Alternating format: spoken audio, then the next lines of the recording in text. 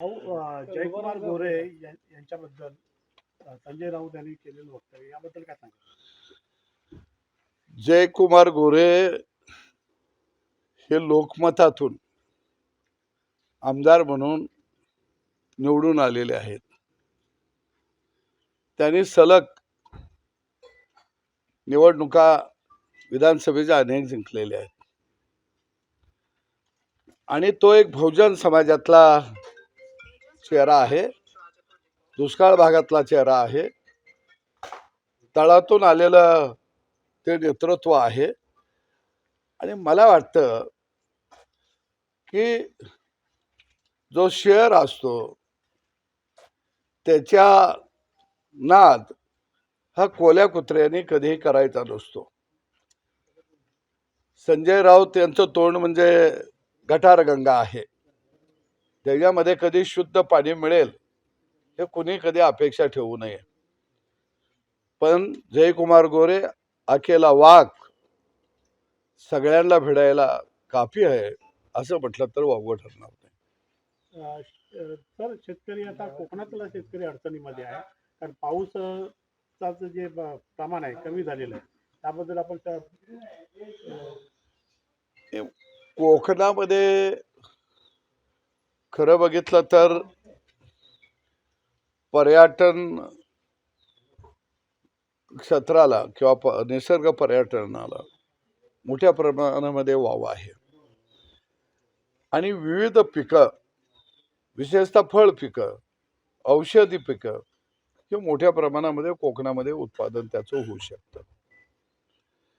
आणि एक चांगला आराखडा तयार करून जर निसर्ग पर्यटनाला खरोखर जर चालना दिली असती तर कोकणातल्या शेतकऱ्याला एक शेती आधारित दुय्यम व्यवसाय निश्चितपणानं या ठिकाणी निर्माण झाला असता, रोजगाराच्या अनेक संधी निर्माण झालेल्या असतात.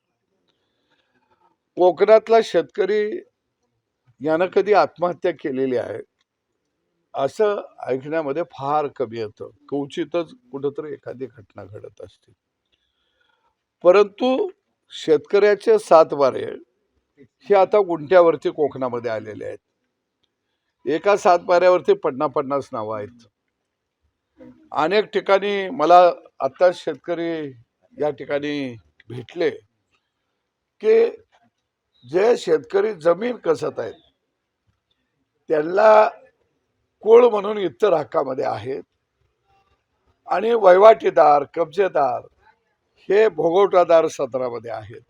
आता वहिवाटीदार, भोगवटादार ते या ठिकाणी नाही आहेत, ते इथून निघून गेलेले आहेत. पण अनेक कुळ हे स्वतः जमीन कसत आहेत, पण त्यांना त्यांच्या नावावरती जमीन नसल्यामुळं त्यांना कोणताही शासकीय लाभ मिळत नाही, कर्जमाफीचा लाभ मिळत नाही. अनेक शेतकरी असे आहेत की गुंठ्यावर आल्यामुळं 10 शेतकरी 15 शेतकऱ्यांचा मिळून एक ग्रुप तयार होत असतो आणि एक शेतकरी या ठिकाणी ती शेती कसत असतो आणि त्याच्यामध्ये फळ पिकांची लागवड करतो. परंतु जो इथं शेती करत आहे आणि बाकीच्या बाहेर आहेत म्हणून त्यांना फळ लागवडीसाठी जे काही अनुदान आहे, ज्या योजना आहेत त्याही इथं मिळत नाहीत. आणि याचा खऱ्या अर्थानं बारकाईनं अभ्यास करणं अत्यंत गरजेचं आहे. इथं काजू आहे, आंबा आहे, पेरू आहे, अजून वेगवेगळी फळ पिकं या ठिकाणी घेतली जातात. निश्चितपणानं प्रोसेसिंग युनिट या ठिकाणी उभा करून कोकणाचा ब्रँड हा जर आपण विकसित केला तर त्याला जागतिक मार्केट मोठ्या प्रमाणामध्ये मिळू शकतं, डोमेस्टिक मार्केट सुद्धा मोठ्या प्रमाणामध्ये मिळू शकतं. कोकणातला प्रॉब्लेम आहे, नेते मुंबईला राहतात इंडियामध्ये आणि कष्ट करणारा कोकणवासी हा भारतामध्ये राहतो. त्यामुळे इंडिया भारत ही रेषा कुठेतरी आता पुसायला लागेल तर समृद्ध कोकण आणि पर्यटन युक्त कोकण, निसर्ग पर्यटन युक्त कोकण निर्माण होऊ शकतो. कर्जमाफीमुळे सरकारच्या तिजोरीवर ताण पडेल का? नाही, मी कर्जमाफीच्या बाबतीमध्ये शेतकरी नेता म्हणून निश्चितपणाने त्याचं स्वागत करेन, कारण दिलासा देणं शेतकऱ्याला गरजेचं होतं. 17 आणि 19च्या थकबाकीदार शेतकऱ्याला सुद्धा कर्जमाफी या ठिकाणी दिलेली आहे. नियमितला 50,000 दिलेले, पण नियमित भरणाऱ्या शेतकऱ्याची आता नव्यानं मागणी पुढे येते की आम्ही थकबाकीदार राहिलो नाही, ही काय आमची चूक आहे का? मग आम्हाला सुद्धा 2 लाख रुपये द्या. आणि ती मागणी त्यांची अयोग्य असं नाही आहे. परंतु सरकार कर्जमाफी देत असताना किंवा एखादं धोरण तयार करत असताना जो कमकुवत झालेला आहे त्याला मदतीचा हात देत असतं. परंतु कर्जमाफी हा या आजारावरचा, शेतकऱ्याच्या प्रश्नावरचा हा इलाज नाही आहे. आज शेतकऱ्याची अवस्था अशी आहे की एखादी दुखापत झाली, उदाहरणार्थ ग्रामीण भागामध्ये त्याला किस्तूड म्हणतात, काही ठिकाणी त्याला रांजण उठलं म्हणतात, काही ठिकाणी गाठ झाली म्हणतात. तर असं किस्तूड ज्यावेळी होतं त्यावेळी त्याच्यावर मलमपट्टी करायची असते, ते किस्तूड बरं करायचं असते. पण वारंवार ते किस्तूड जर उठायला लागलं तर त्याची रक्त तपासणी करायची असते. तसं शेतकरी कर्जबाजारी का होत आहे? तो कर्जाच्या खाईत जन्माला येतो, कर्जाच्या खाईतच तो स्मशानमध्ये जातो. ही परिस्थिती का निर्माण होते? मग शेतकरी विरोधी जे काही कायदे असतील, अत्यावश्यक वस्तू कायदा असेल, शेड्यूल 9 मध्ये जे काही शेतकरी विरोधी कायदे आहेत, ते सगळे आता आपल्याला जुनाट रोग जो आहे कायद्याचा पहिल्यांदा तो बाहेर काढावा लागेल. आयात निर्यात धोरण आपल्याला तयार करावं लागेल आणि शेतकऱ्यांच्या फार्मर प्रोड्युसर कंपन्या मोठ्या प्रमाणामध्ये स्थापन कराव्या लागतील. कारण आता शेती ही एकराची राहिली नाही, ती आता गुंठ्याची झालेली आहे. आणि या दृष्टीनं खऱ्या अर्थानं धोरण सर्वकष आखणं गरजेचं आहे. ठीक आहे, महाराष्ट्र सरकारच्या माध्यमातून देवाभाऊचं सरकार या ठिकाणी अनेक योजना शेतकऱ्यासाठी आणत आहे. कर्जमाफीची योजना आणलेली आहे, 7.5 HP पर्यंत शेतकऱ्याला वीज माफीची योजना आणलेली आहे, सोलर पंपाची योजना आणलेली आहे. जलसंधारणाच्या माध्यमातून पाणी अडवण्याचं काम युद्ध पातळीवरती मोठ्या प्रमाणामध्ये होत आहे. पण हे सगळं होत असताना केंद्र आणि राज्य सरकारनं शेतकरी विरोधी काही जी धोरणं आहेत ती सुद्धा आपल्याला बदलावी लागतात. तर अखंड महाराष्ट्र आपल्याला भाऊ म्हणतो, म्हणजे भाऊ म्हणून तुम्हाला म्हटलं जातं आणि राज्यात आज ज्यांचं सरकार आहे ते पण देवा भाऊ आहे. मला सांगा साहेब, आता जे लाडक्या बहिणी ज्या आहेत तर त्या काही नावडत्या आणि काही आवडत्या झाल्या, त्याबद्दल लाडक्या हा. बहिणी काही आवडत्या आणि काही नावडत्या नावडत्या अशा झाल्या, झाल्यात. नावं कट केलेत असं. होय, हा. त्याबद्दल आता काय करावं? ज्या नावडत्या झालेल्या त्यांना 1500 रुपये मिळतील का?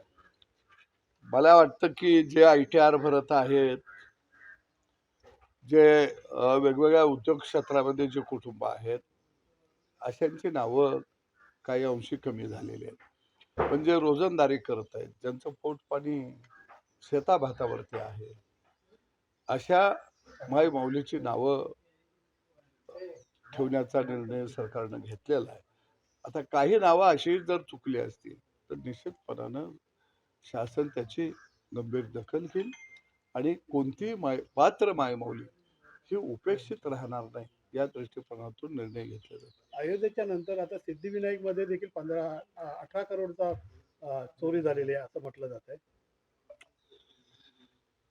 काय आहे की समजा जे आरोप करत आहेत ते अध्यक्ष असते तर ते काय रखवालदाराचा ड्रेस घालून काही तिथं तिजोरीपाशी उभा राहिले असते का? कारण चोर हा चोर असतो, त्याला जात आणि धर्म नसते. ज्यावेळी एखादी चोरी किंवा एखादं प्रकरण उघडकीला येतं त्यावेळी कायदेशीर मार्गाचा अवलंब करून त्याचा तपास करणं आणि जे दोषी आहेत त्यांना शिक्षा करणं हे सरकारचं काम असतं. बरं, शिरसाट आणि दिपके यांची भेट झाली, त्यामुळे शिंदे नाराज झाले आणि दिपके आणि शिरसाट यांची भेट झाल्यामुळे शिंदे साहेब शिंदे नाराज झाले. त्यांना सुनावलं. शिरसाट आमदार मंत्री असा आहे तो त्यांचा पक्षांतर्गत प्रश्न आहे आणि मला वाटतं की ते त्यांचं नेतृत्व सक्षम आहे. सध्या देशात आणि महाराष्ट्रात जर परिस्थिती बघितली तर मूळ प्रश्नाकडे कोणालाही याला वेळ नाही आहे. मूळ प्रश्न काय आहे? रोजगाराचा आहे, रोजीरोटीचा आहे, तरुणाला हाताला काम देण्याचा आहे, शिक्षणाचा आहे आणि शेताभातात राबणाऱ्या शेतकऱ्यांचा आहे. या प्रश्नाकडे कोणालाही याला वेळ नाही, कारण ह्या लढाई दीर्घकालीन लढाई आहेत. शेतकऱ्याची लढाई उभा करायची म्हटलं तर तो विखुरलेला आहे आणि विविध पिकं घेणारा शेतकरी आहे. कांदावाला शेतकरी आहे, टमाटावाला शेतकरी आहे, बटाटावाला शेतकरी आहे, ऊसवाला शेतकरी आहे, धानवाला शेतकरी आहे, डाळिंबवाला शेतकरी आहे, भाजीपालावाला शेतकरी आहे. मग ज्याच्यावर संकट येतं तो लढायला उभा राहतो, ज्याच्यावर येत नाही तो म्हणतो ते संकट त्याचं आहे. आणि त्यामुळे ह्या लढाई फार कठीण आहेत. आणि म्हणून आता हिंदुस्थानामध्ये आणि विशेषतः महाराष्ट्रामध्ये जातीपातीच्या लढायांना ऊत आलेला आहे. आता तुमच्या लक्षात येईल की नीटची परीक्षा झाली, त्याच्यामध्ये घोटाळा झाला. घोटाळा करणारे कुठले होते? महाराष्ट्रातले होते. ते कुणाचे होते हे मी नाव नाही घेलं. त्यांना अटका झाल्या का झाल्या, त्याच्याबद्दल कायदा झाला का झाला, त्याच्यासाठी शिक्षण मंत्र्याचा राजीनामा दिला का दिला. आता एखादा परीक्षेचा घोटाळा होतो त्यावेळी त्याच्या मुळाशी जाणं हे सरकारचं काम आहे. सरकार गेलं. मग आता पंजाबमध्ये घोटाळा झालाय, झारखंडमध्ये घोटाळा झालाय, तिथं कुठं गेले आंदोलन करणारे? तुमच्या लक्षात घ्या. परंतु तापलेल्या तव्यावर आपल्या पोळ्या भाजता येतील का, अशा पद्धतीनं अलीकडच्या काळामध्ये देशभर आंदोलनाचं एक माहोल तयार झालेलं आहे. तुमच्या लक्षात येईल आता मराठा आरक्षणवाले बाहेर येतील, त्याच्यानंतर ओबीसी वाले बाहेर येतील, त्याच्यानंतर आरक्षण हटाववाले बाहेर येतील, त्याच्यानंतर आरक्षण बचाववाले बाहेर येतील, त्याच्यानंतर संविधान खतरे में आहे म्हणणारे बाहेर येतील, त्याच्यानंतर हिंदू खतरे में आहे म्हणणारे बाहेर येतील. याचा आणि पोटा पाण्याचा काय संबंध आहे? काही नाही संबंध. म्हणजे गारुड्याच्या खेळासारखं समाजाला हे सगळे भुलवायला लागलेले आहेत. आणि म्हणून मला वाटतं की जनतेनं पोटा पाण्याच्या प्रश्नाकडे लक्ष द्यावं, तरुणांनी पोटा पाण्याच्या प्रश्नाकडे लक्ष द्यावं आणि त्या दृष्टीनं आवाज उठवावा, या मताचा मी आहे. हे गारुडे खेळ आता थांबले गेले पाहिजेत. दर 2-3 महिन्यानं योगगडी नाचत यायला लागला या, म्हणजे नेमकं चाललंय काय या देशामध्ये आणि राज्यामध्ये? अरे सामान्य माणसाच्या प्रश्नाला हात घाला ना तुम्ही. नोकऱ्या किती आहेत? त्या छटाक बरं आहेत. किती नोकऱ्या आहेत? नोकऱ्यानं कुणाचंही समाधान होऊ शकत नाही. मी तर या मताचं आहे की या सगळ्या नोकऱ्या आता जी परमनंट पद्धत आहे जावा करून घेण्याची, ती आता बंद करा. एकही नोकरदार या देशामध्ये परमनंट असता कामा नये. आता BA ची डिग्री बंद करून टाका, त्याला व्यावसायिक डिग्र्या द्या. इतर जग व्यवसायाच्या माध्यमातून, उद्योगाच्या माध्यमातून पुढे निघालं या, आणि आम्ही मात्र जातीवर मोर्चे काढत बसलूया.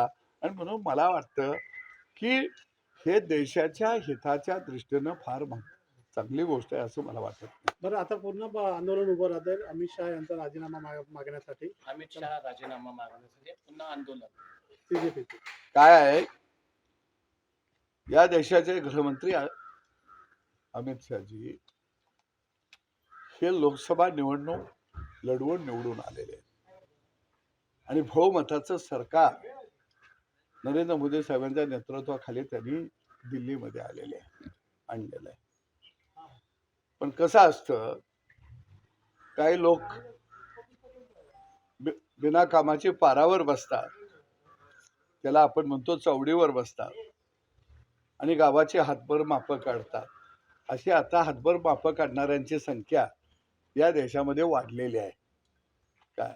आणि म्हणून मला वाटतं की अशांच्याकडे फार लक्ष देण्याची गरज आहे असं मला वाटत नाही.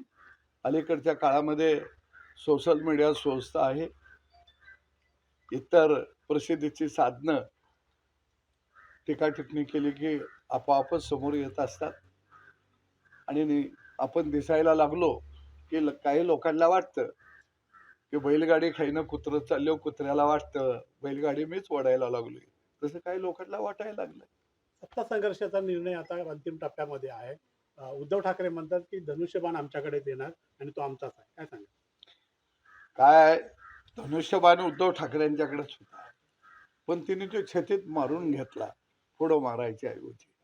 ते महाविकास आघाडीच्या लबाड कोल्यांच्या नादाला लागले. कारण काँग्रेस आणि राष्ट्रवादी ही अल्लीबाबाची गुहा आहे. उद्धव साहेबांना वाटलं त्या गुह्यात गेलं तर आपल्याला चांगला हिस्सा मिळेल. त्यामुळं त्याने तो बाण उलटा धरला आणि राष्ट्रवादीनं आणि काँग्रेसनं त्यांच्या छातीत दाबला. त्यामुळं तो त्यांचाच होता, पण छातीत गेलाय. एबीपी माझा, उघडा डोळे बघा नीट.